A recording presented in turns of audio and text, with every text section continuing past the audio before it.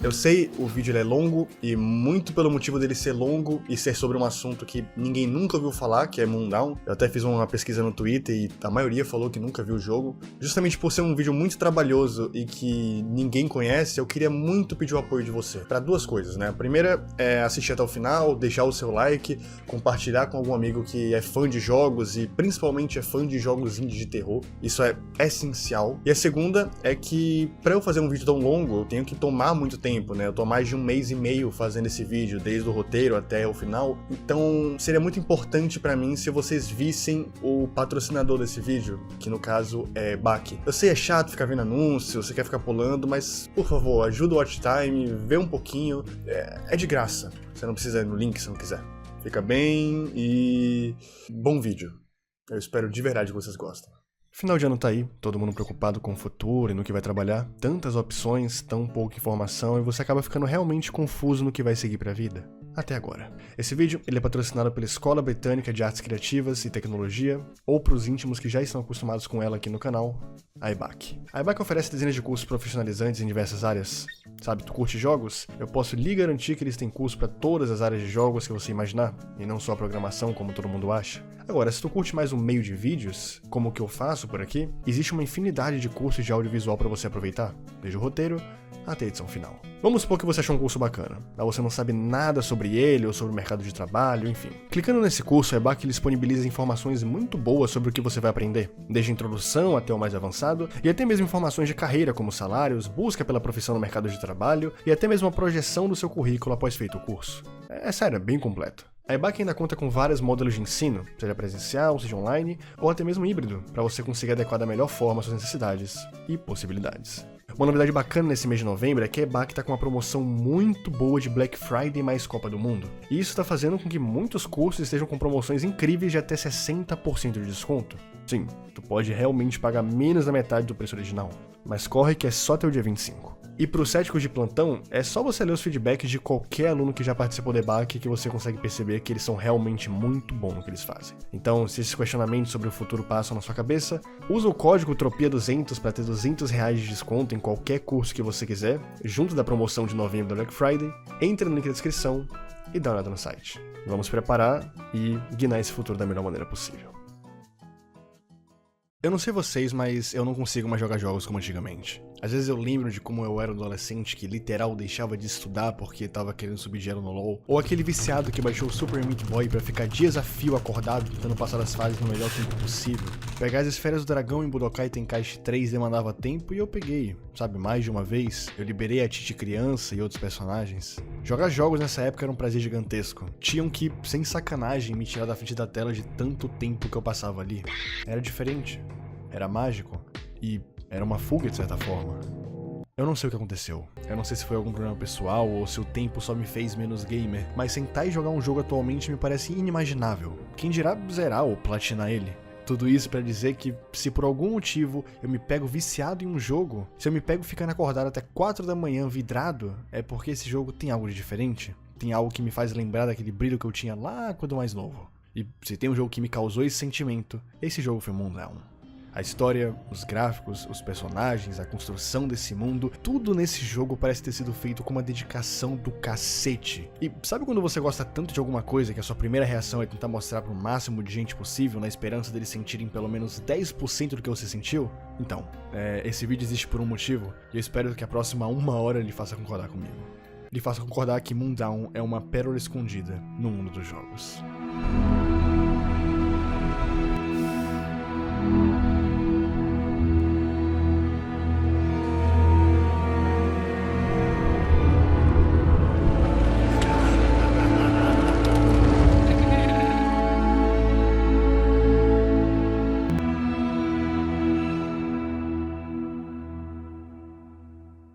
Sempre que eu vou trazer alguma obra que eu amo muito por aqui, eu fico com aquele receio de tirar a sua experiência ao contar tudo de uma forma hiper resumida em um vídeo pro YouTube. Claro, por mais que eu me esforce muito pra explicar o porquê eu amo o jogo, ou porquê eu amo a série, jogar ou assistir sempre vai ser melhor. Mas, além de Moondown não ter tradução pro português, eu nunca vi uma alma sequer falar sobre esse jogo. Então, entre ele apresentar o jogo e você nunca ficar sabendo sobre ele, eu vou na primeira opção. Mas assim, eu ainda recomendaria vocês jogar primeiro. Mas como eu não quero que o watch time desse vídeo fique uma tristeza, eu vou pedir pra você ser um pouco preguiçoso e ficar aqui comigo. Eu garanto que você não vai se arrepender. Bem, disclaimer dado, vamos pro que realmente interessa, vamos pro jogo, vamos pra Moondown. O jogo começa com o nosso personagem principal dentro de um ônibus. Na mão dele tá uma carta escrita pelo padre de Moondown, onde diz que sente muito pelo que aconteceu com seu avô.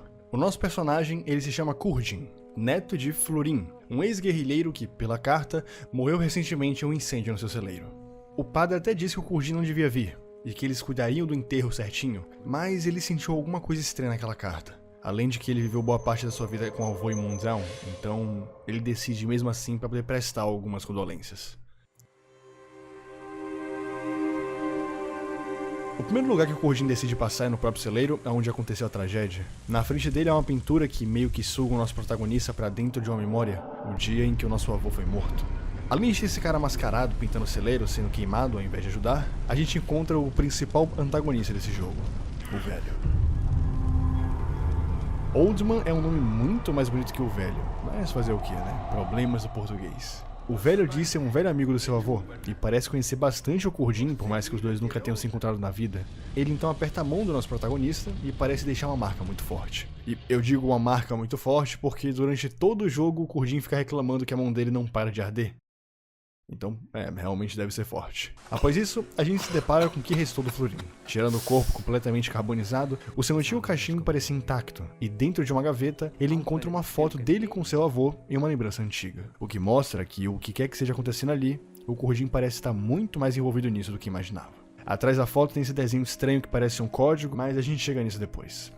Bem, tirando esse momento completamente esquisito, o primeiro dia em Moondown é muito tranquilo. É praticamente uma introdução do vilarejo, dos personagens e do que a gente vai ter que lidar daqui pra frente. O primeiro lugar que o Khurjin entra é no seu esconderijo que ele tinha na infância. Os pais do Khurjin acabaram morrendo muito cedo, eles não explicam isso muito bem, mas pelo tempo que o Khurjin criança gastou encontrando as pedras perfeitas para poder montar essa projeção, no mínimo a morte impactou ele. A sombra do velho entra dentro da projeção e começa a quebrar os montes de pedras. Mas eu reconstruí tudo de novo porque vai tomar no cu desse velho biruta. Uma coisa interessante é que ao longo do jogo a gente vai encontrar alguns itens espalhados por Moondown. Um deles é a caixa de fósforo, que tem várias utilidades, como acender o cachimbo do avô, como acender velas, como acender panelas, eu já falo das panelas, e uma muito importante que é queimar o feno. Que pode parecer completamente inútil agora, vendo que parece que eu tô literalmente queimando uma casa inteira por motivo nenhum, mas você vai ver que essa mecânica já me salvou algumas vezes. Descendo um pouco mais, a gente encontra a casa do Flurin. Na porta da casa, ele encontra uma foto dele. Atrás da foto dele há umas espécies de barras e uns desenhos em cada canto. Enfim, essa foto aí ela representa os status do Khurjin. O primeiro status é a sanidade dele, o segundo é a saúde, e o terceiro é a habilidade com armas de fogo. A sanidade ela é curada tomando café. Por quê? Não me pergunta. Mas durante todo o jogo terão lugares com fogões, panelas e fontes de água limpas. Toda vez que essas três coisas estiverem por perto, é porque provavelmente há a possibilidade de fazer o café. A saúde ela é aumentada comendo pão. Dentro da casa do próprio avô já dá pra comer o primeiro pão do jogo. Cada pão aumenta um pouco da sua vida máxima, então é bastante útil. E o terceiro é a habilidade com armas, que é uma habilidade bem autoexplicativa. Durante o jogo vai ter alguns manuais de manuseio de armas por toda Moondown, e cada um aumenta um pouco a habilidade do Khurjin com armas, já que vocês vão ver que o Khurjin é bem ruim nisso. Dentro da casa do avô tem alguns quadros. Eu gosto de focar nesse aqui que parece ter uma vela brilhando de verdade. É um pouco esquisito, mas tudo bem. Tem um segundo andar também com umas portas fechadas e alguns itens. E tem um pote de café, junto da panela e do fogão. E você sabe o que isso significa. Para fazer o café em Moondown é bem tranquilo. Se liga aqui no tutorial de culinária da Contropia. Primeiro você tem que certificar que você tem café. Depois você pega a sua panela e procura alguma fonte de água potável próxima. Espera encher. Após isso, volta para casa, coloca a panela de volta no fogão, adiciona o café, sem coar mesmo. Quem coa café é fresco. Adiciona a lenha embaixo e acenda com fósforo. Espera alguns segundinhos e parabéns! O seu café está pronto. Agora é só pegar a sua xícara favorita e aumentar um pouco do seu nível de sanidade. Dentro do banheiro a gente consegue olhar para o rosto do Khurjin. Ao ficar encarando ele por um tempo, parece que o compartimento que antes era fechado, ou se não fechado secreto, se abre. O velho também parece estar lá dentro, mas ele some logo em seguida. Dentro desse compartimento tem uma garrafa de bebida alcoólica e nada demais. Eu só achei curioso porque quando a gente chega na casa do avô, dá pra perceber que realmente tem um compartimento que parece que foi construído anos depois da casa. E eu não tinha reparado nele na primeira vez, eu só reparei agora, então... curioso. Saindo da casa parece que alguém deixou um binóculo dando sopa ali na varanda, então agora dá pra dar uns zooms clicando com o botão esquerdo. Como o Moondown é um jogo bem contemplativo, em que todo o mapa pode ser visto de vários lugares diferentes, eu achei uma ideia muito bacana do criador de pôr esses binóculos. Porque assim, ele é até útil em alguns momentos específicos do jogo, mas ele nunca é essencial. Se você quiser zerar o jogo sem usar ele, você consegue. Mas é muito bacana poder aproveitar um pouco mais esse cenário extremamente aconchegante e bucólico desse jogo. Enfim, toda vez que o Gurdjieff senta em um desses bancos, ele desenha uma parte do mapa de Moondown. Aproveitando que ele completou o mapa dessa região, eu vou usar ele para dar uma noção mais geográfica das coisas. A gente estava aqui, na casa do avô dele. O Gurdjieff veio fazer duas coisas em Moondown. A primeira é ir até a capela do padre que fica aqui para conversar com ele sobre a carta, já que na carta o padre deixava bem claro que o Florin havia sido enterrado, mas deu para ver perfeitamente que o avô do Gurdjieff estava morto dentro do celeiro. E a segunda coisa é visitar o próprio túmulo do Florin aqui no cemitério, para garantir que ele realmente não está enterrado. Entendeu? Então vamos lá. O padre parece ter trancado um cemitério com cadeado. E não só o cemitério, como ele parece ter se trancado dentro da capela, já que mesmo batendo na porta ele não atende de forma alguma. Mas vendo pela fresta na janela dá pra confirmar que ele tá lá. Então eu não sei, né? Padre fora da jogada, a gente vai ter que achar outra forma de entrar no cemitério. Depois de eu ficar caçando que nem um bobo que tinha que fazer, eu admito que eu demorei um pouquinho, eu decidi usar mais o binóculo e eu encontrei uma garotinha no topo de uma colina com duas cabras. Ela acabou jogando um aviãozinho de papel que acabou parando num buraco do lado da capela. Aliás, haja mira pra essa garota jogar um avião de papel naquela distância e cair perfeitamente ali, viu? Se eu tento fazer isso, eu passo vergonha. No papel parecia ter algum desenho mostrando a capela e algum morro menor com a sombra dessa mesma capela. E era essa a dica que eu precisava. O morro em que a sombra da capela batia perfeitamente era aquela pedra ali embaixo. Chegando mais perto, limpando essa espécie de musgo, um compartimento escondido foi liberado, e nele tinha a chave que a gente tanto buscava. A chave do cemitério. E assim, pode parecer óbvio, afinal a gente viu o corpo do Florin no celeiro, mas era muito importante pro Gurdjieff ter certeza que tinham mentido pra ele. Então, chegando no cemitério, olhando pro suposta cova do avô, a gente confirmou. Ele nunca foi enterrado, ele tá no celeiro, o padre mentiu pra gente. Ao fundo a gente escuta o que parece ser som de sinos. A missa tá prestes a começar. Finalmente o padre abriu suas portas e a gente pode fazer algumas perguntinhas.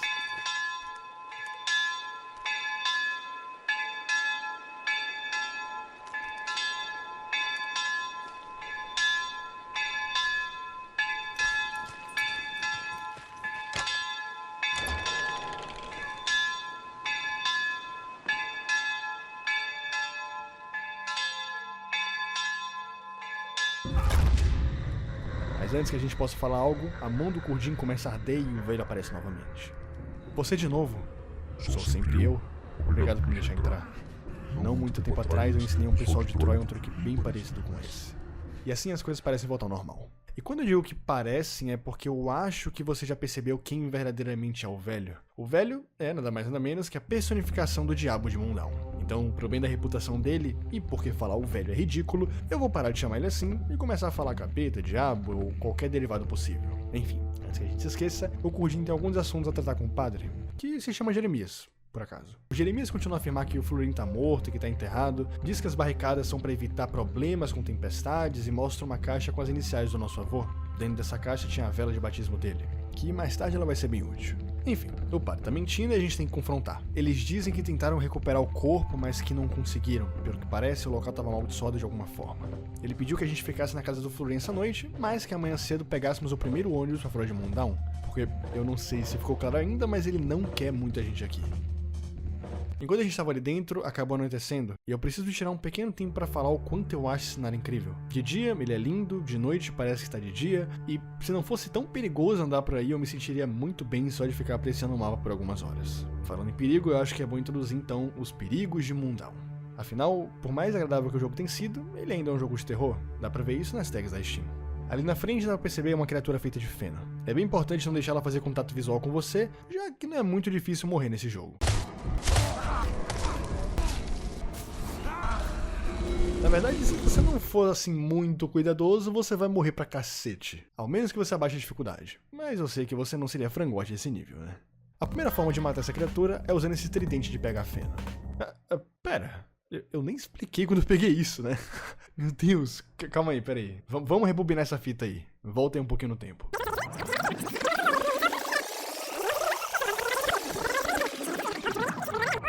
A terceira coisa que a gente pode fazer aqui é ir nessa casa um pouco mais abaixo no vale. É meio difícil andar por aqui, já que essa névoa realmente não deixa a gente ver quase nada, mas em uma das paredes dessa construção meio abandonada dá pra ver esse tridente. Nada demais. E, como dá pra perceber, o jogo meio que te ensina sem falar nada que ele tem esse propósito de pegar feno. Ok? Contexto dado, bora voltar.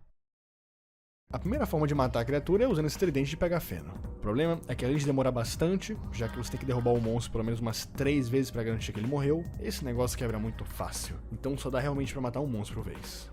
As outras duas formas é usando alguma arma de fogo, que são extremamente raras em Moondown, e a gente não vai achar uma por um bom tempo. E a terceira, talvez alguns já devem ter percebido, é usando os fósforos. Lembra daquela casa lá no início que eu quase taquei fogo? Eu consegui fazer isso porque ela tinha feno no chão. Esses fenos criam um rastro de fogo momentâneo, que se um desses monstros passar por cima desse rastro, ele morre queimado. É a forma mais segura de matar eles, por mais que seja mais demorada e requer algum feno por perto.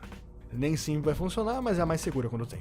Depois de fugir do resto deles, a gente finalmente consegue entrar na casa do Florin em segurança. Lembra da pintura lá que eu chamei a atenção na primeira vez que a gente entrou? Bem, agora com a vela de batismo do Florin, dá pra concretizar essa pintura na vida real. A janela com a vela estava na parte esquerda da casa, no térreo e na terceira janela, coincidentemente do lado da cama do nosso avô. Após colocar a vela, a gente deita e acaba dormindo.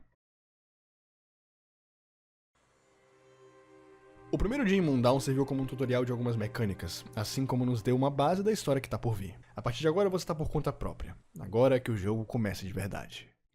A garotinha que jogou o avião de papel pro Cordinho no dia anterior parece estar na janela da cozinha. A gente até tenta ter algum contato com ela, mas aqueles monstros feitos de feno aparecem logo atrás e acabam espantando. Como deu a perceber, os perigos de Moondown não aparecem apenas à noite. Pelo contrário, na real, eu diria que de dia se torna muito mais difícil ainda sobreviver do que à noite. Já que, se tu parar pra pensar, de noite pelas cores do monstro e pelas fogueiras, fica muito mais fácil de distinguir o que é um inimigo e o que é um cenário. Mas de dia todas as cores se fundem muito facilmente, então foi muito normal pra mim no jogo eu simplesmente não perceber um monstro do meu lado e acabar morrendo por isso. A garota tem uma relação muito íntima com essas duas cabras que estavam acompanhando ela no dia anterior, então, seguindo a cabra negra, a gente consegue encontrá-la. Perto dela tem mais um dos desenhos que ela fez, transformado em um barquinho de papel. Esse desenho contém alguns personagens conhecidos e outros nem tanto. Até agora a gente tem noção do demônio do jogo, o velho, do padre, que também lutou junto ao avô do Kurjin, e o próprio avô, que nessa imagem é representado pelo cara fumando um cachimbo. Além desses três conhecidos, nós temos esse cara aí, aparentemente bêbado, deitado em uma pilha de feno junto da sua cabra de estimação. Esse aí é o Cabo Walter. Como dá pra perceber na hierarquia do exército, ser cabo não é lá grandes coisas, então isso explica ele tá caído bêbado no meio de uma guerra. E o Cabo Walter, ele também é o tio da garota, então por isso que os dois têm essa relação muito íntima com cabras. E por último, mas não menos importante, a gente tem o HR, mas a gente fala melhor dele depois. Após essa alucinação, ou visão do passado, não sei direito, a gente acorda de volta na capela do Jeremias, só que um pouco mais esquisita que o normal. No centro da mesa tem uma cabeça de uma cabra, a cabeça da mesma cabra que a gente viu ao lado do Cabo Walter. Estranho? Pra caralho, mas só piora quando a gente percebe que tá tendo uma literal chuva de pedras lá fora. Vamos correr antes que o Cordinho morra de tanta pedrada na cabeça. Ao entrar no cemitério para se abrigar, o Cordinho acha o Jeremias. Aproveitando o momento, a gente cita que viu ele em uma visão e ele parecia ter participado de uma guerra. Conversando com ele, a gente descobre que o nome da garota é Florina, e que o nome da cabra, ou da cabeça da cabra que a gente tem, é Alegria, a cabra mais amada do Cabo Walter. A nossa missão agora é entregar essa cabeça pro Walter. Walter esse que tá escondido há anos dentro de um bunker. Bunker esse que tá longe demais da vila de Moondown, só sobrando uma alternativa viável que é ir até lá. Mas se tá tão longe assim, como é que a gente vai? A gente não vai andando se tá muito longe, então a gente vai de Movell, que era o veículo principal do Florin. Na vida real, esse veículo ele não se chama Movell e sim Reformuli, mas porque eu trouxe essa informação, sei lá, vai que você queira comprar. O Jeremias também nos dá uma chave esquisita em formato de cruz, que deve servir em algum lugar. A Florina, ela tá no primeiro andar na casa do Florin, provavelmente dando pra gente uma dica de onde essa chave podia encaixar. E assim, nada contra o jogo querer facilitar nossas vidas, realmente acaba sendo útil algumas vezes, mas eu também não nego que não precisava ser tão descarado assim. Sabe, era óbvio que a chave era pra aquele quarto, eu não consegui nem fazer um suspense pra vocês, imagina o jogo fazer pra mim. Perde um pouco da coisa, mas tudo bem, vamos continuar. Dentro daquele quarto, a gente finalmente encontra a erva que o avô fumava. Podemos finalmente usar o cachimbo. Além disso, a gente recebe uma suposta lista do que levar pro Walter. Além da cabra, teria o mel pra Florina e Schnapps, que é a bebida alcoólica do jogo, aquela que o Cordinho encontrou olhando pro espelho. Agora só falta a chave do Movell. Essa chave estava escondida dentro desse puzzle besta que a gente tinha resposta por causa do verso da foto do avô com o Cordinho. Puzzle resolvido, chave pega, vamos pro Movell.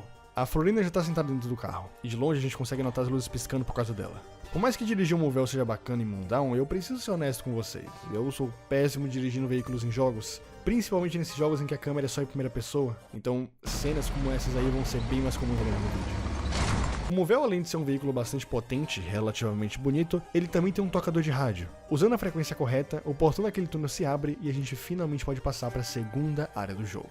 Andando pela área, o Kurdin acha o cartaz de uma suposta exposição de arte de um pintor esquisito chamado Serpentine. O Serpentine, para vocês que não sabem, e claro que vocês não sabem, é o maior pintor de Moondown, e talvez o único.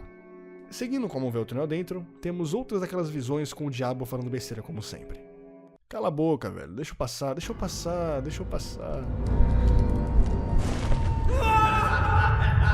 Agora começa talvez um dos momentos mais insuportáveis que eu tive em Moondown.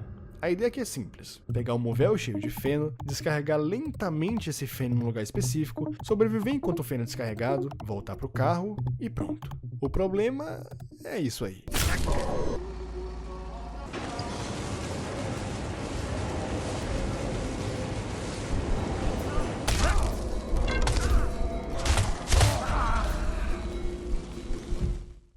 Enfim, depois de ter alguns momentos ruins, eu consigo encher o local de feno e ainda atravessar a cerca para um lugar mais seguro. Durante todo esse tempo, o corpo de uma cabra, que parece ser o corpo da alegria, fica guiando o Kurdin pro lugar certo. E claro que eu sou um imbecil e consegui ainda assim prender um Movel em um monte de arbustos, mas a gente releva. Tem coisas um pouco mais esquisitas acontecendo por aqui. Sim, a cabeça da alegria tá viva. E não só viva, como ela aparentemente sabe falar. Ela fala que não confia muito na gente, pois a gente parece um dos humanos que deixou ela assim. Essa pessoa era amigo do dono dela, do Cabo Walter. E essa pessoa é provavelmente o avô do Kurdin. Mas por que ele deceparia a cabeça da cabra favorita do seu amigo? Não sei. Vamos continuar. A cabra mal termina de falar e cai no sono. O Kurdin acha melhor deixar ela descansar, já que não parece ser muito fácil ser apenas uma cabeça. A casa que a gente encontra para se abrigar é a casa do Serpentine, aquele pintor famoso do pôster. Dentro da casa, a primeira coisa que a gente vê é uma pintura da Florina. No quarto ao lado dá pra gente achar um livro intitulado O Prisioneiro da Montanha, escrito por H.R. Serpentine. Esse H.R. é o mesmo que estava na missão de guerra junto do Florin, do Jeremias e do Walter. Pelo que parece, além de guerrilheiro, ele também era escritor. E além de escritor, ele tem algum parentesco com o pintor de Moondown, já que ambos são Serpentine. Bem, o Kurdin teve um dia bastante exaustivo para não dizer outra coisa, então a primeira coisa que a gente faz ao chegar na casa é deitar e dormir. Então mais um dia se passa em Moondown. A passagem para a próxima área está bloqueada, já que a ponte está com um buraco terrível. Subindo as escadas a gente vê o que parece ser o local onde o Serpentine costuma trabalhar em suas pinturas, já que essa é a casa dele. O desenho no cavalete parece estranhamente parecido com a mesma ponte que está incompleta. E quem eu tô querendo enganar aqui é realmente a mesma coisa. É uma ponte com buraco e a ponte tá com buraco na pintura dele também. Então a gente decide que o mais lógico, se é que eu posso falar que isso é lógico, seria pintar essa parte branca na pintura para que a ponte na vida real voltasse ao normal. A gente se esbarra com o próprio Serpentine, que fica extremamente incomodado de você ter encostado na pintura dele. Conversando com ele, a gente descobre que o H.R. Serpentine na verdade é o pai do Giovanni. E, enfim, de qualquer forma a ponte agora tá completa e a gente pode prosseguir. Foda-se o pintor.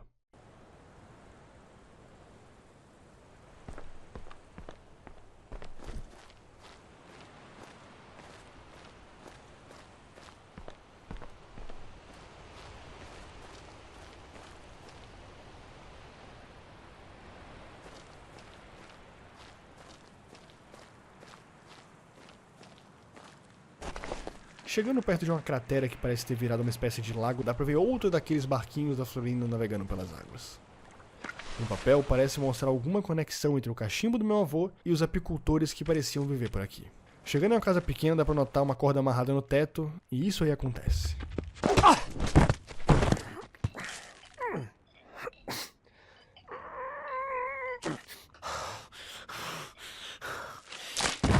Sendo bem sincero, eu não faço ideia de quem tentou matar o Kurdin nesse momento, mas eu tenho leves suspeitas daquele maluco do Serpentine. Sabe, ele não parece ter reagido muito bem ao ver a gente completando a arte dele, então sei lá, talvez seja algum tipo de remorso de artista. Artista é um negócio complicado, sabe, não dá pra jogar muito não, talvez ele seja só maluco. Ou artista, é a mesma coisa. Andando mais pra frente, a gente encontra um daqueles apicultores das histórias do avô. Assim que ele vê o nosso personagem, logo joga uma remessa gigantesca de abelhas, ou seja lá o que foi isso pra cima da gente. Como a Florina havia indicado, a forma de espantar esses insetos é usando a fumaça do cachimbo do Florin.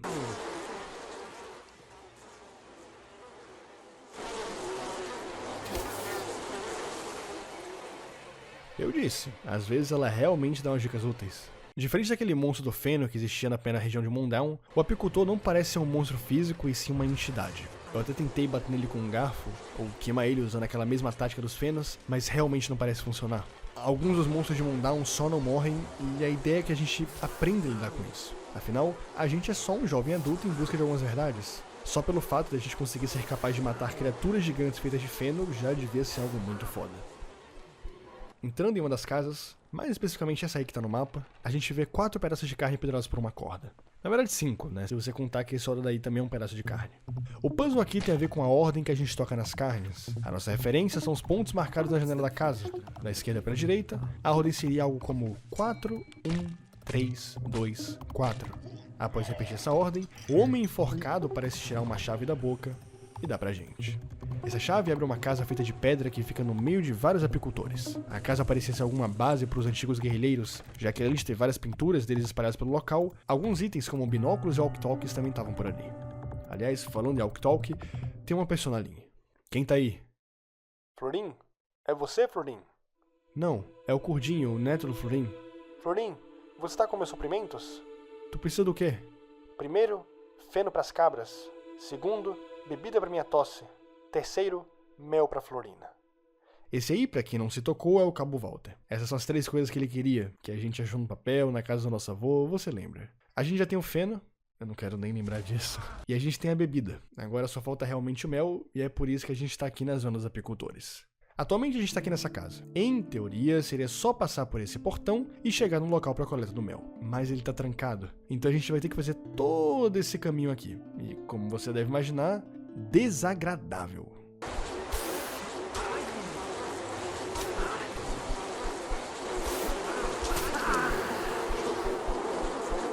Simplesmente desagradável. Dentro da Casa das Abelhas... Peraí, não, apiário, né? Porra de Casa das Abelhas. Dentro do apiário, a gente consegue uma daquelas roupas de apicultor. Ou seja, dá pra entrar em contato com as abelhas sem necessariamente ter que ficar tragando o cachimbo o tempo todo.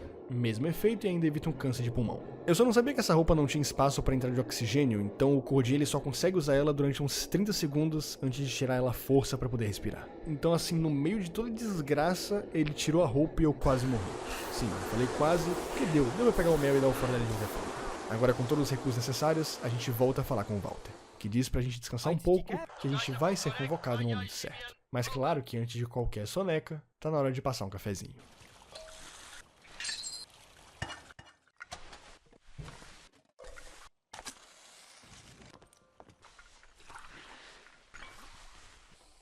Agora sim. Sleep time.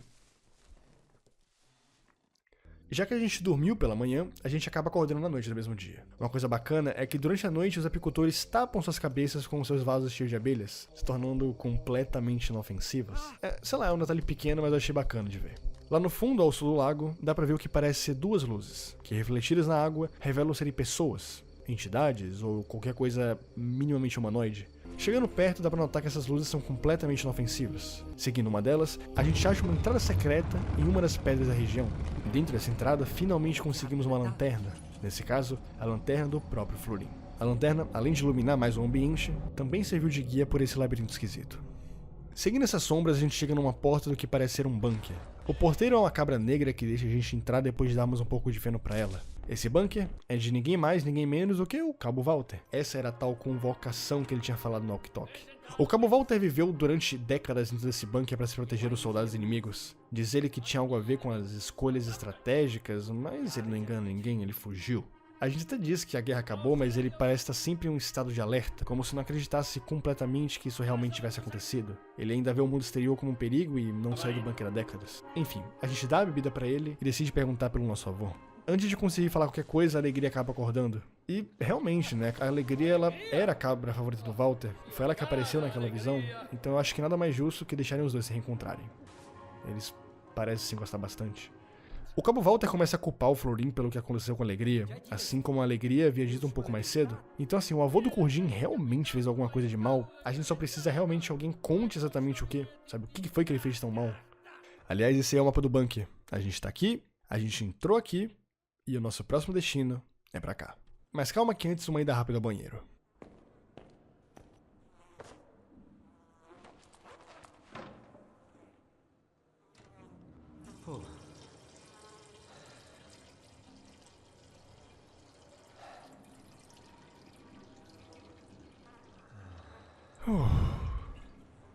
Perfeito. Tá, o que falta agora? Cachimbo, madeira, fósforo... Ah, sim. O mel da Florina. No quarto da Florina a gente encontra essa espécie de presépio de madeira com uma mini cabrinha. Em troca do mel, a Florina dá pra gente uma espécie de chave de rosca. A chave fazia parte de um mini circuito elétrico e a mini cabra também. Não pergunte por que uma cabra de madeira serviu como condutor de energia, mas funcionou, né? Tem monstros de feno gigantes, eu não vou ligar para o funcionamento de um circuito elétrico. Esse circuito liberou um bondinho que passa por cima do quarto da Florina e vai seguindo por todo o bunker. Esse bondinho leva o Curdin até uma sala com uma vela esquisita. Essa vela tem poderes sagrados de espantar aquelas criaturas de feno da primeira vila de Moondown. Não chega a matar, mas definitivamente faz a gente ganhar um tempo considerável. Além disso, a gente também é guiado para um local esquisito, meio inundado, com paredes de neve. No final desse corredor, a gente encontra outro presépio que mostra um exército de soldados e aquele demônio mais uma vez.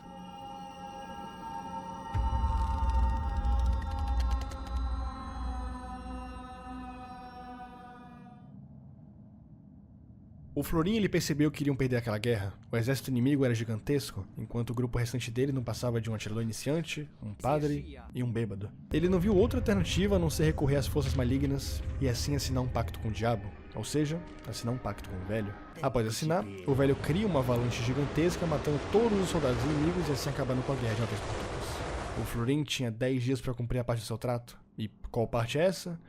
A gente ainda vai descobrir. Após essa visão, uma versão miniatura do avô do Curdin aparece no presépio. Essa miniatura é na verdade uma chave. A chave para a possível última porta trancada na casa do Florin. E como não é muito seguro sair durante a noite, a gente decide dormir ali mesmo no bunker. Mas claro que as coisas nem iam ser tão fáceis assim. Claro. Enfim, hora de dormir.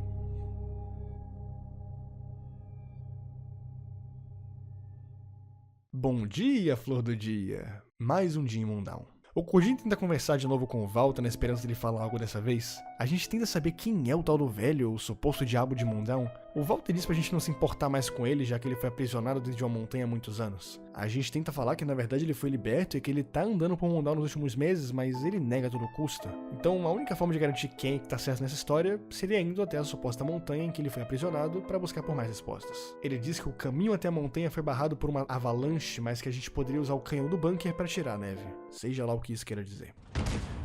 Ah, é literalmente usar um canhão para tirar a neve. Ah, tá. Tá, entendi. Ok. Depois de limpar o caminho, a gente finalmente pode avançar para a terceira área de Moondown. Mas espera que a gente tenha alguns assuntos pendentes na casa do nosso avô.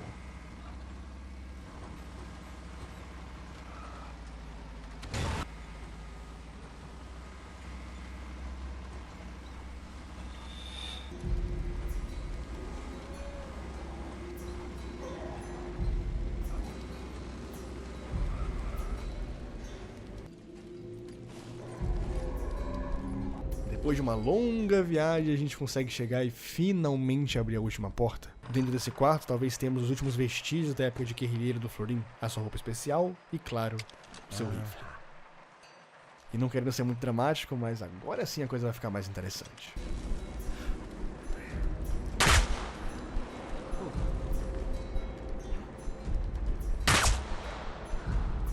Claro que ainda assim é extremamente difícil matar esses monstros, já que o Curdin fica tremendo todo quando ele atira. Então a mira acaba indo pro caralho, já que ele não consegue segurar uma arma decentemente. E até que ele se acalme e volte a mirar que nem gente, eu já morri.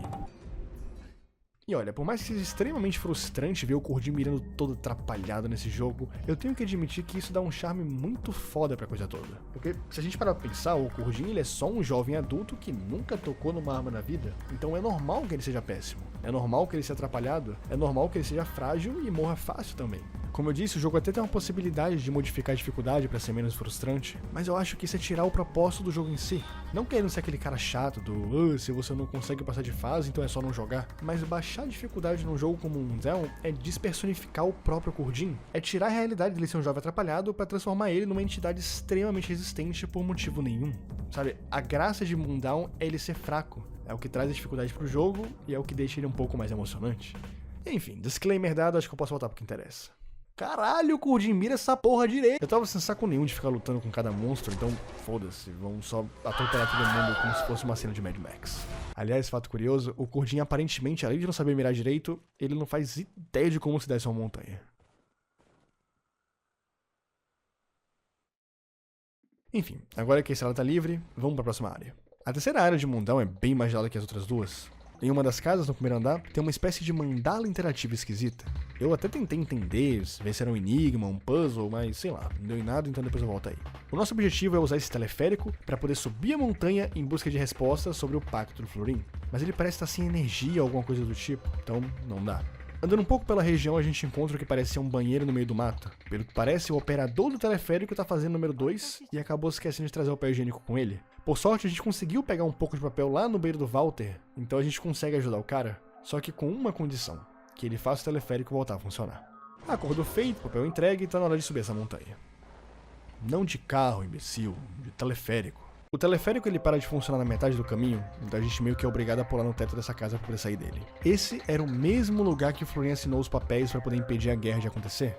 E por algum motivo dá para se esconder dentro desse amontoado de feno. E assim, eu posso não ser o cara mais experiente em jogos de terror, mas da onde eu venho, se dá pra se esconder em algum lugar, é porque a coisa vai ficar feia, e feia bem rápido. Dando uma explorada pelo local, o Curdin começa a sentir uma inquietação na mão. Normalmente quando ele sente isso é porque é algum inimigo próximo, mesmo parecendo não ter nada.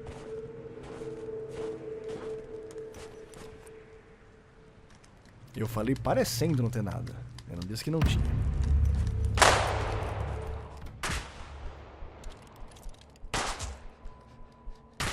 Meu Deus, Curdin! Pelo que parece, o diabo já tá começando a reverter o processo de quando ele matou todos os soldados inimigos há décadas atrás. Eles estão aos poucos revivendo no mesmo local que eles tinham morrido por aquela avalanche. Existe uma ponte bem grande que liga o local onde a gente está da montanha em que o velho supostamente foi trancado. Mas pelo que parece, o portão tá com algum cadeado e o corpo da Alegria tá brilhando do outro lado dele. A Alegria ela acaba acordando e contando que o Cabo Walter, durante aquela noite em que eles ficaram juntinhos, contou pra ela que pra desbloquear esse portão seria necessário um código de 3 formas. E que a única pessoa que sabe a combinação é o H.R. Serpentine, aquele escritor da guerra.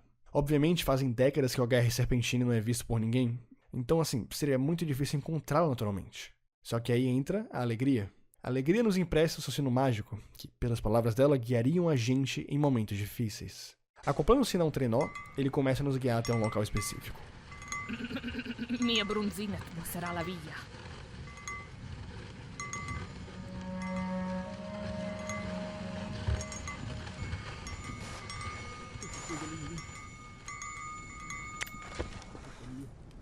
Eu não sei como, mas tem uma pessoa viva e semi-enterrada dentro da neve, e pra surpresa de 0 pessoas, era o Serpentine. Óbvio, né? O que você achou? Diferente do Walter, que sabia que a guerra havia acabado, mas não aceitava bem essa ideia, o Serpentine não fazia ideia. Ele realmente ficou preso ali todos aqueles anos escutando o que ele diz ser passos do inimigo, seja lá o que signifique.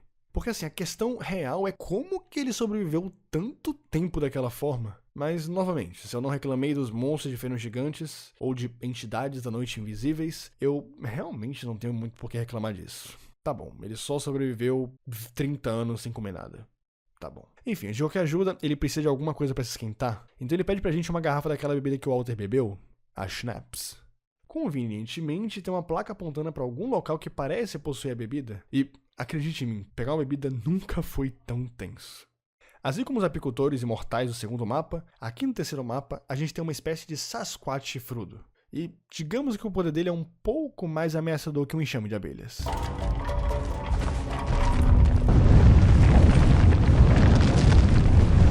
Essa parte era muito tensa porque eles pisam tão forte no chão que você não tem muita noção exata de onde o bicho tá. Ele pode estar longe, ele pode estar perto, do seu lado, e o som ainda vai ser assustadoramente alto, junto que toda a neve fica tremendo quando você está perto deles. Enfim, foi um pouco tenso, mas deu pra pegar a bebida no final.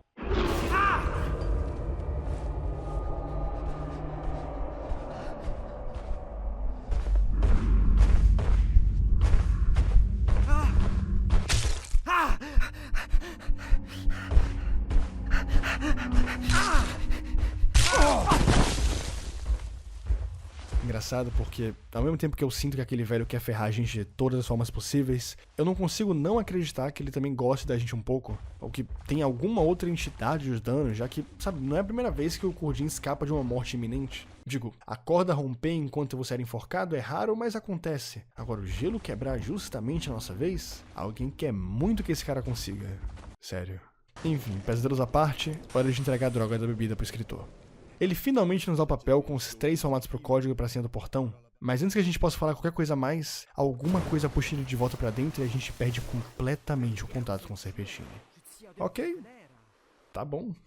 esses são os mesmos padrões daquela forma de mandala que a gente encontrou bem no início do mapa. Pelo que parece, existem outras duas além dessa aí. E por mais que pareça fácil, eu não vou mentir que eu achei chatinho achar tudo isso. Então eu vou acelerar porque ninguém merece me ver andando pra lá e pra cá, pra lá e pra cá, pra lá e pra cá por tanto tempo. Olha, eu vou te falar, viu? Que briguinha feia. Da próxima vez que você for reviver um exército inteiro, lembra de reviver alguns soldados decentes, velhote. Enfim, soldados devidamente mortos e mandalas devidamente alinhadas. Depois de fazer tudo isso, aquela chuva de pedras que aconteceu no primeiro dia cai com tudo, mas não tem mais volta agora. Hora de entrar na caverna e resolver tudo. Entrando mais a fundo, parece que o local soterrado magicamente se abre e dá espaço a um local novo inteiro. Um esqueleto de cabra sem a cabeça parece estar no altar. O tempo todo, aquele corpo brilhante dela estava guiando a gente até o local do verdadeiro corpo dela. Do verdadeiro corpo da alegria.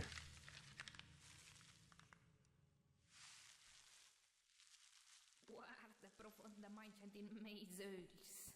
Ao olhar para os olhos dela, a gente tem uma visão da verdadeira história que aconteceu dentro da caverna e da decisão controversa que o nosso avô teve naquele dia. Florin ele foi junto do Cabo Walter e da Alegria para poder pagar a sua parte daquele pacto que eles haviam feito 10 dias atrás. O pacto havia sido trocar a vitória da guerra por uma alma pura, ou como eles mesmos dizem no jogo, uma alma não batizada. Só que o acordo inicial era de uma alma humana e não da alma de uma cabra. Então o velho se sente extremamente incomodado e se sente traído pelo Florin. O nosso avô sabia do contrato e decidiu trair o diabo por não querer sacrificar ninguém.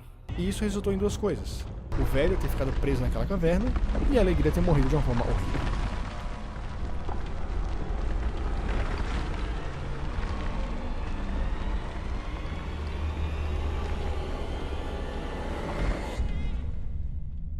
Após avisar, a gente pede desculpa pra Alegria pelo que nossa avó fez, mas ela disse que tá tudo bem, que a gente fez ela entrar novamente e que agora ela pode descansar em paz. Então, descansa, Alegria. Descansa. Enfim, descendo pela caverna, a gente chega num lugar bem escuro com uma camada fina de água e muitas estruturas rochosas em todos os lados. Mais pra frente tem um homem ao lado de um suporte que parece comportar nossa vela. A luz da vela revela uma suposta casa escondida mais à frente, uma casa muito grande, diga-se de passagem. Dentro dessa casa vão acontecer várias e várias coisas em andares diferentes. O significado é bastante abstrato, então tá bem aberto a interpretações. Eu mesmo não peguei todas. Se vocês quiserem, vocês podem comentar aí na aba de comentários. O primeiro andar ele se chama Armazém, e dá pra ver o nosso avô sentado de cabeça pra baixo. A gente dá o cachimbo pra ele, mas a coisa parece estar feia, sabe? A fumaça tá muito preta e tá muito forte. O segundo andar se chama Aquecimento, e mostra uma mesa com várias sombras sentadas. Ao sentar em um dos locais, as sombras se tornam pessoas, ou seja lá o que essas coisas são. Todos entram em uma espécie de combustão e começam a arder em chamas. O Kurdin se contorce de dor, ele sai correndo daquele andar, sobe o mais rápido possível e pula numa espécie de banheira. O terceiro andar se chama Recepção. O Kurdin até se sente aliviado por ter parado de queimar, mas uns galhos esquisitos começam a prender ele. E no canto da banheira, a gente vê o diabo, ou, pelo que parece, uma versão distorcida, já que pelas próprias palavras dele, ele estava ocupado demais para receber a gente. O quarto andar se chama Administração. Dentro desse andar tem o que parece ser um escritório com alguns fichários. Cada gaveta do fichário tinha as iniciais de nomes, provavelmente as iniciais dos nomes das pessoas que fizeram pactos com o diabo, assim como o nosso avô. O fichário dele estava no canto direito, na gaveta do meio. O Kurdin abre a gaveta e não tem nada. O contrato não tá lá. Antes de poder pensar em alguma coisa, ele leva um golpe atrás da cabeça e desmaia.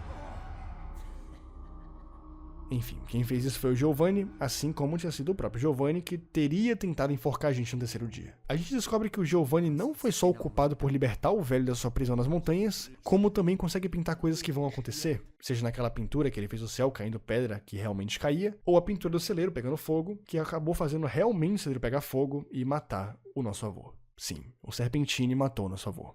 A ganância fez ele ir buscar o maior mal de Mundaun apenas para alimentar os seus objetivos fúteis como fama ou visibilidade. Resumindo, o Serpentine é um merda. Antes de sair daquela casa, a gente tem um último vislumbre do objetivo final do velho, a Florina. Florina, New Eyes. Ele veio buscar uma alma não batizada que não lhe deram anos atrás, e ela se encaixava perfeitamente no que ele queria, já que ela era uma criança inocente e pura. A gente precisa salvar ela, antes que seja tarde demais.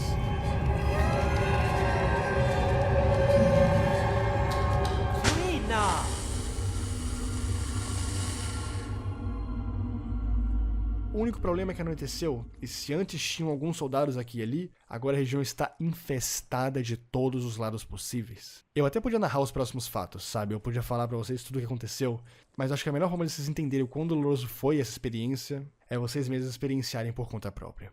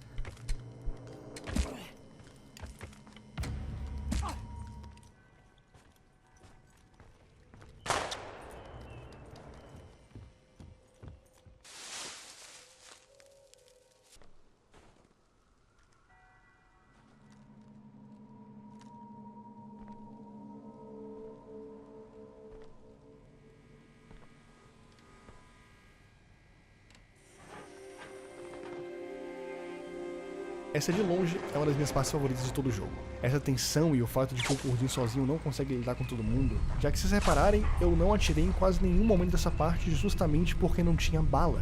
O jogo lhe oferece um número extremamente limitado de tiros que você pode dar, e como eu gastei tudo em momentos fúteis mais cedo, eu paguei o preço sendo um completo inútil nessa parte, mas foi bom que tenha sido assim.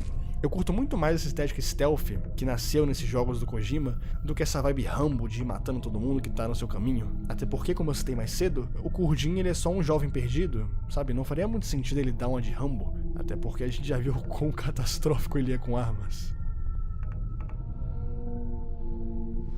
Como o jogo não quer dar uma colher de chá pra gente, a passagem pra segunda área tá bloqueada. Então, sem mais ajuda do Moveu nas próximas partes, a gente vai ter que ir andando mesmo. Pô, é sério, queimar esses bichos de feno tá no meu top 10, sabe? Sensações mais prazerosas que existem. Vamos voltar pra Mundão. Voltando pra casa do Giovanni, a gente encontra o Walter extremamente puto com o sumiço da sua sobrinha. Claro que antes eu fiz um carinho na cabra. Que não, né?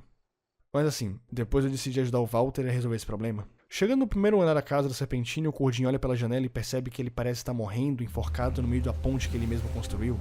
Só deixando claro que quem deixou ele lá foi o Cabo Walter, que tá muito puto. Ele parece implorar pela sua vida, pedindo que a gente perdoe ele, e que se a gente salvá-lo, ele vai deixar a gente destruir a pintura que matou nosso avô, etc, etc. Mas foi mal, Giovanni. Você causou muito mal pra ser simplesmente perdoado assim. Então a minha decisão foi tomada no instante que eu descobri que você matou o meu avô. Acabou pra dizer, Serpentine.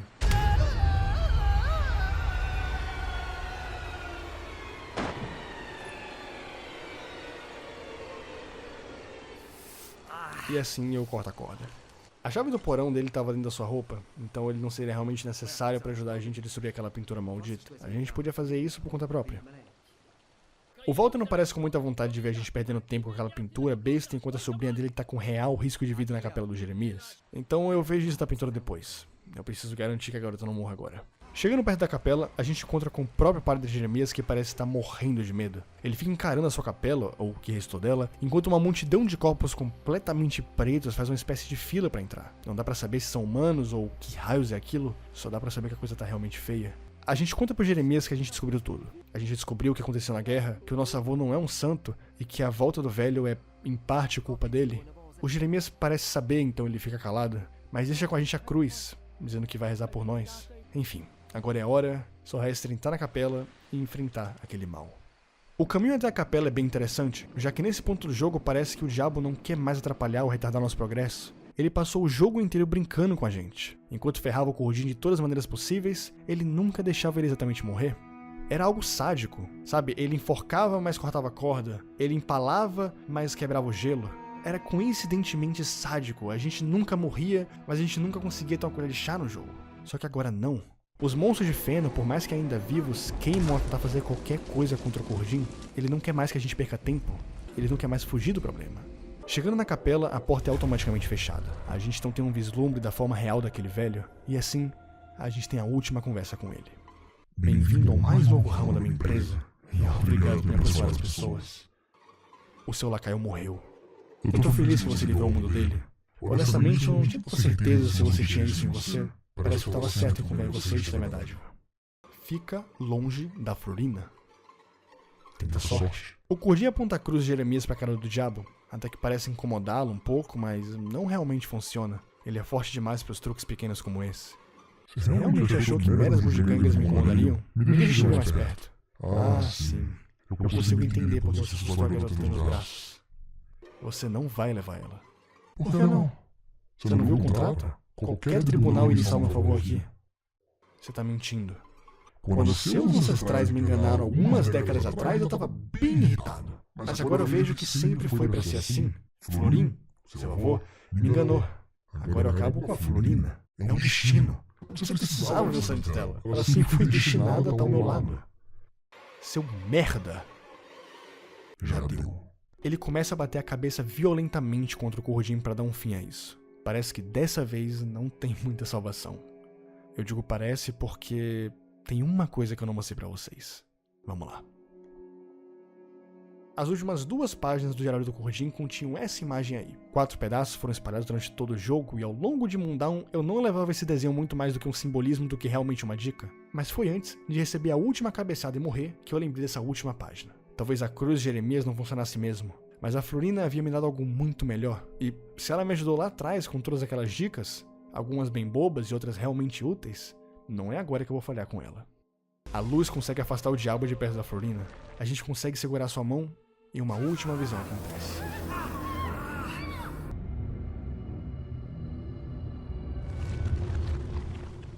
A gente volta naquele mesmo dia que o avô do Curdin decidiu assinar o contrato. A diferença é que agora a gente não é mais mero espectador, e se a gente tá lá em carne e osso. A gente finalmente ganha essa chance de desfazer tudo aquilo, mas foi nesse momento que uma dúvida veio na minha cabeça. O exército todo dos inimigos, ele ainda tá lá fora. Eles eram dezenas e dezenas de pessoas, enquanto aqui dentro não passava de 3. Então, se o contrato não fosse assinado, tá bom que a gente não teria o diabo fazendo merda ou o Serpentine com poderes sobrenaturais em suas pinturas, mas tudo isso aconteceu porque a guerra acabou vencedora. Se o Florino assinar o contrato, os soldados ainda vão atacar e vão matar todo mundo. O que significa que, por um lado, o babaca do Giovanni não ia existir, mas também que a gente e nem o nosso avô iriam também. Não ia mudar nada. As pessoas continuariam mortas e talvez Mundaun fosse dominada por outra região. Assinar o contrato traria o diabo para Mundaun, mas não assinar traria a morte. Traria o fim de uma guerra perdedora. A gente chega então na decisão final do jogo. Assinar o contrato e não mudar o futuro, e não assinar o contrato e mudar o futuro. Olha, talvez vocês não vão concordar comigo, e tá tudo bem, mas eu deixei o Florin assinar. Eu tive muito medo que mudar o futuro dessa forma pudesse ter consequências ainda piores e que talvez nem houvesse mais Mundaun pra contar a história. O presente eu pude mudar, por isso que eu deixei aquele bastardo Giovanni morrer. Mas o passado? Não dá pra mudar o passado, não sem pelo menos uma consequência grande. O contrato ele é assinado. O velho pega o papel e cumpre a sua parte da promessa. A avalanche se inicia e todos os soldados inimigos morrem. Ele dá os 10 dias e vai embora.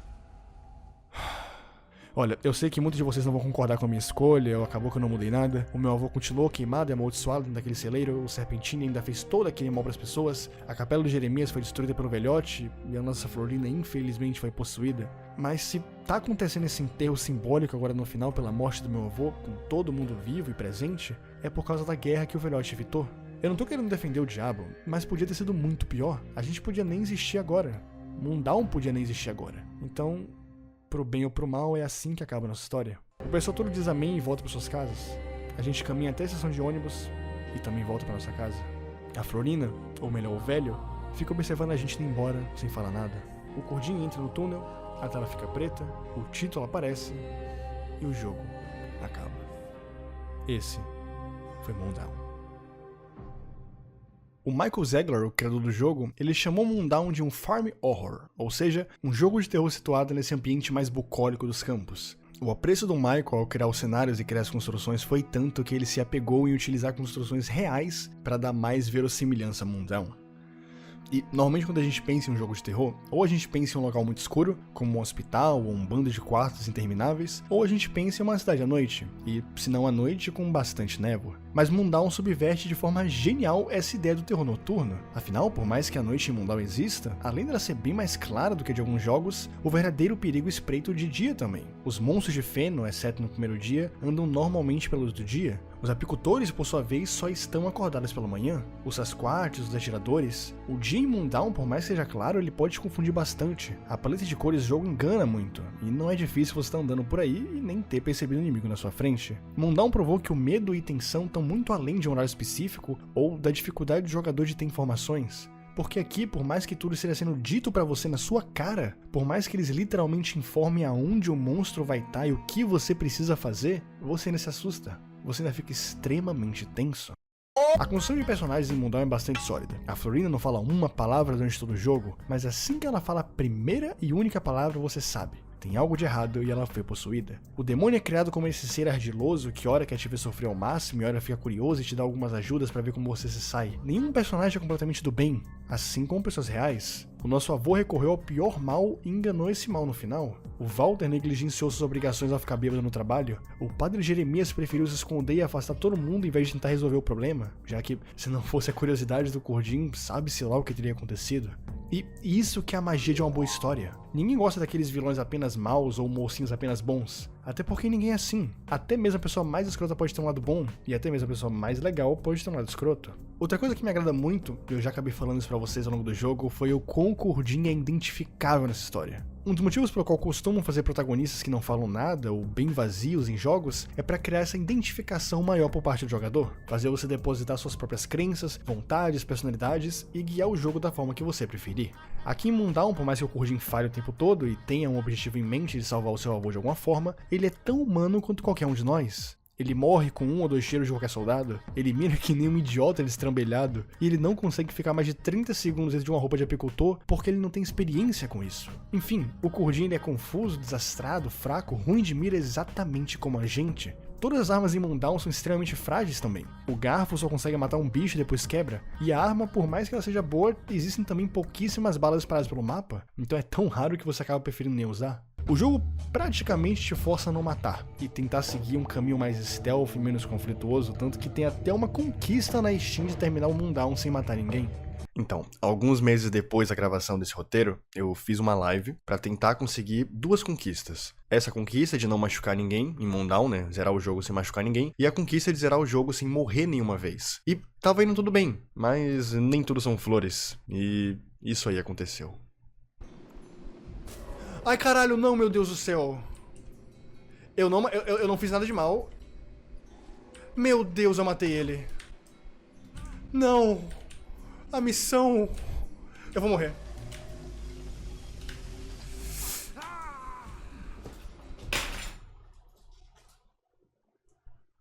E é por isso que Moondown me cativou tanto. Os cenários, o inimigo, os personagens, tudo foi feito muito bem pensado pra te imergir dentro de um universo completamente novo. Até porque, por mais que Moondown não seja o único terror de fazenda que exista, ele é definitivamente um dos melhores que fazem o uso desse subgênero. Ainda mais no mundo em que os jogos de terror são tudo um Ctrl-C, Ctrl-V de fórmulas passadas e que quase tudo não se esforce nem um pouco pra ser diferente. Não se esforce nem um pouco pra ser novo. Às vezes a gente tem os milagres aqui e ali e é nisso que a gente tem que se agarrar. São nessas pequenas pérolas que a gente precisa fazer o favor de mostrar pra todo mundo, sabe? Pra inspirar mais e mais pessoas a saírem da mesma caixinha. E é por isso que esse vídeo existe, porque Moondown, não sei se você percebeu, é uma dessas pequenas pérolas que eu fiz questão de mostrar pro máximo de gente que eu conseguisse. E eu espero que você tenha entendido o meu ponto aqui. Eu realmente espero.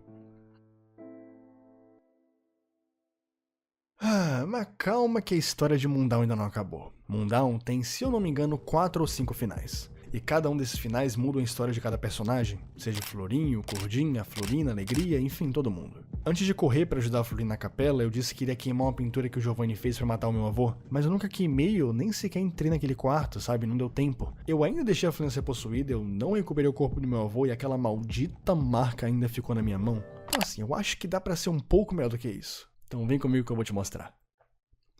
Nessa linha do tempo, o Kurjin ele não mata o Giovanni. Todo mundo tem direito de errar, e acima de tudo, a gente pensa no final que tem fortes evidências que o velho ele manipulou para que ele se corrompesse da forma que tudo aconteceu. Então ele não era realmente tão mal assim, ele só foi corrompido pelo diabo. Ao salvar o pintor, a mão do Kurjin se cura e a marca parece passar para o Serpentine. Ele respira aliviado e nos dá a chave final pro porão. O porão finalmente está aberto. Ao chegar no final daquele corredor extenso, a gente vê a famosa pintura do celeiro cercada por criaturas escuras, idênticas àquelas da Capela de Jeremias. A pintura é rasgada pela mesma coisa pontiaguda que o Florinho usou para assinar o contrato. O nosso avô ele finalmente foi salvo, mas a gente ainda tem muito problema na capela. Chegando lá, a gente tem as mesmas conversas com o diabo. Afastamos ele com a luz sagrada, seguramos a mão da Florina, dessa vez sem a mão marcada, e voltamos pro aumento do contrato do Florin. A gente conversa com o nosso avô e convence ele a não assinar aquele papel. Ele não sabe muito bem o porquê, mas ele aceita a sua proposta e decide encarar o problema cara a cara. Bem, agora é hora de bala. O exército inimigo parece todo enfileirado. Todos sacam as suas armas e se preparam para começar aquela guerra sangrenta.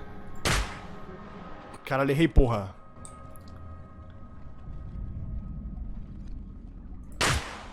Mas... nada acontece.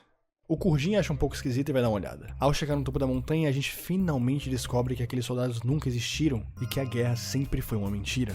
O velho criou uma ilusão para pôr medo no pessoal de Moondown e forçar eles a assinar aquele pacto escroto.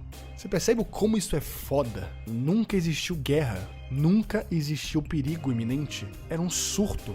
Enfim, a visão acaba e a gente volta pro presente e último dia de Moondown. O celeiro não foi queimado, já que a pintura havia sido destruída, a capela não foi destruída e o padre Jeremias saindo dela. Conversando com ele, a gente descobre que o nosso avô morreu mesmo. Mas dessa vez, diferente de ter morrido por uma maldição, ele morreu pacificamente quando dormia na sua casa. É bom a gente lembrar que o Florin ele já era um idoso. O corpo dele foi preservado e um funeral digno pôde ser feito. E por fim, a Florina, incrível criança, não foi possuída já que nunca houve um pacto. E assim acaba a nossa nova história em Moondown. Todo mundo bem, todo mundo em paz e finalmente tendo vencido aquele mal do chapéu preto. A gente sobe a colina e o jogo acaba. Não dá pra consertar tudo. A verdade é que não existe uma opção 100% positiva pro final de Moondown. E eu acho que essa é uma das coisas que eu gosto muito nesse jogo. Porque no fundo, sem querer ser tão clichê, mas a vida é assim. Não dá pra pensar em um final feliz e em uma história sobre pactos e demônios. Alguém sempre vai sair perdendo. Seja Moondown, ou seja você. E antes você do que uma vida inteira, né? Bem, pra finalizar eu gostaria de agradecer ao Lagosta, meu grande amigo, por ter mostrado o jogo. Jogos independentes normalmente têm muita dificuldade de terem um marketing bacana, como jogos AAA, então todo esse boca a boca acaba me fazendo conhecer muita coisa legal. E como eu não sou bobo, não custava repassar isso pra vocês.